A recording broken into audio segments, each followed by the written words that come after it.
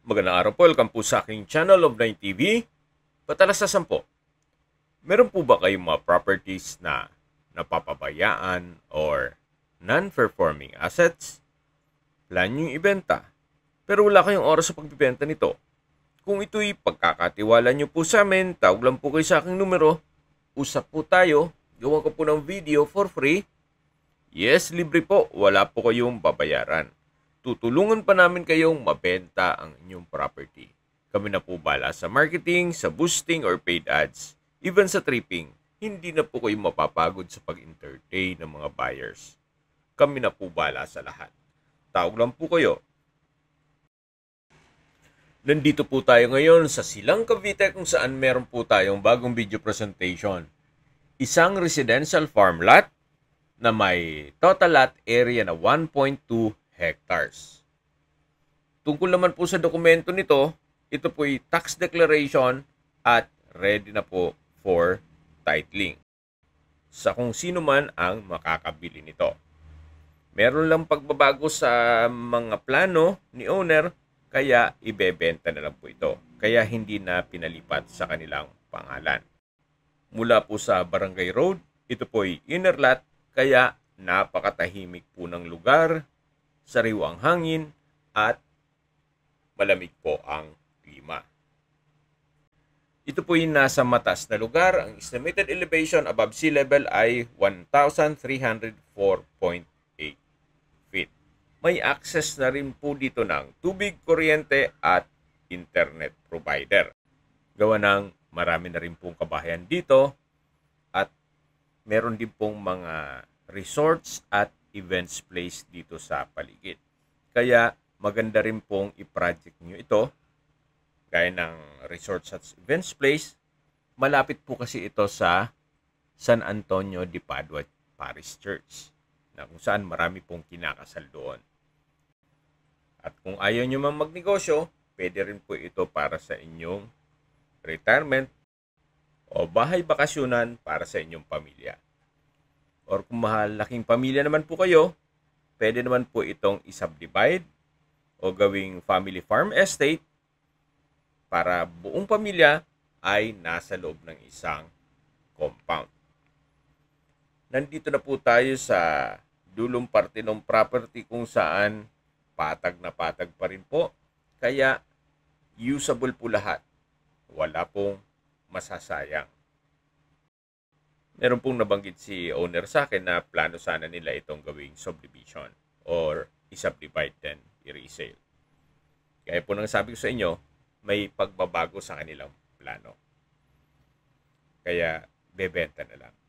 Hindi ko lang alam kung meron po silang subdivision plan o map na yung may mga sukat na ng daan. So tatanungin po natin. At kung meron man, pwede nating hingin sa kanila.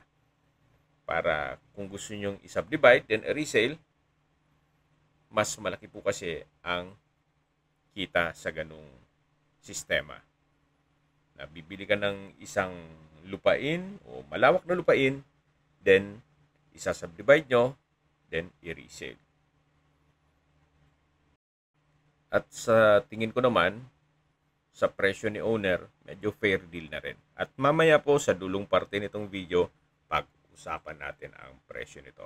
Pati po yung distance, location, at travel time.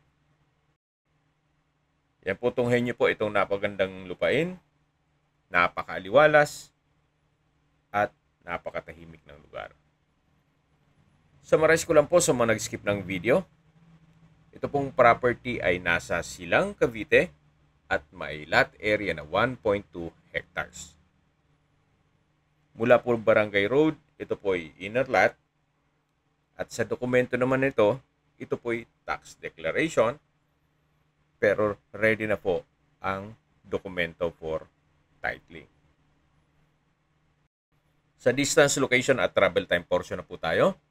Mula po sa Korean Temple ng Silang, at sa San Antonio de Padua Parish Church, walking distance lang po.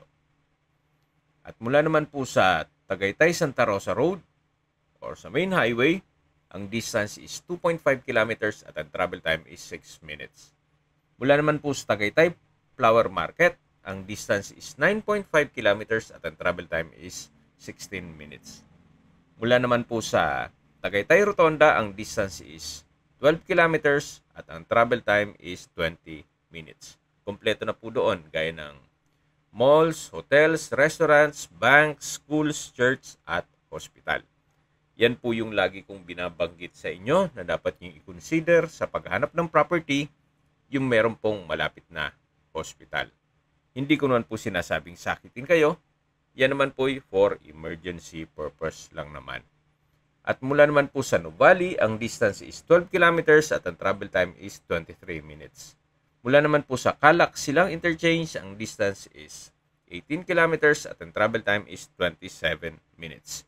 Ang Calax po ay connecting South Luzon Expressway, Skyway, all the way to North Luzon Expressway at ibang parte ng Metro Manila.